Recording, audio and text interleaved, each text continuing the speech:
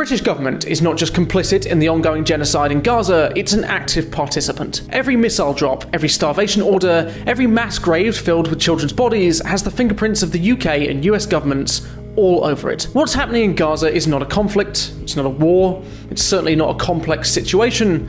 It's an ethnic cleansing, it's a systematic destruction, it's genocide in real time, in HD, with Western backing. Israel, under Netanyahu's leadership, is carrying out atrocities that would make headlines for decades if committed anywhere else, but because it's Gaza, because it's the Palestinians, because there's profit to be made and alliances to maintain, our government not only stays silent, it helps out. The UK sells arms to Israel, the UK trains and collaborates with Israeli forces, the UK vetoes UN ceasefire resolutions and parades itself on the world stage as a supporter of peace, while funding the bombs that levels hospitals and obliterates schools. And it doesn't matter if the Conservatives or Labour are in power.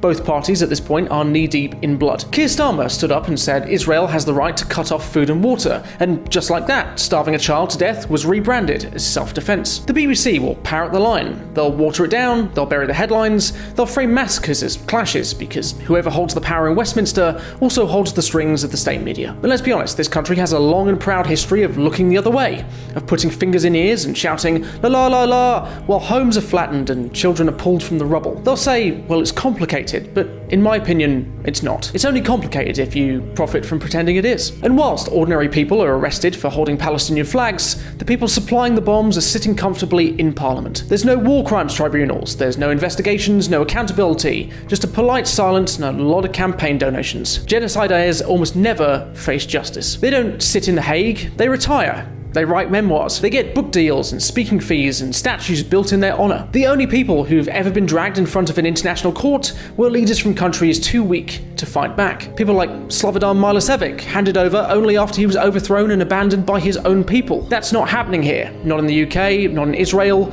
not with NATO's golden boys. Netanyahu is a war criminal. Putin is a war criminal, but they'll die of old age before they ever see a cell, because accountability only exists for the losers and the powerless. And Keir Starmer, he is not alone, he is not the exception. He's part of a political system that sees Palestinian lives as disposable. So no, unless there is mass public resistance, unless people take to the streets and refuse to shut up, unless we stop treating complicity as pragmatism, no one is going to The Hague. No one's going to be losing their job, no one's going to be stopping the bombs. The UK government, red or blue, has chosen its side. And it's not the side of justice, it's not the side of peace, it's definitely not the side of humanity, it is the side of genocide.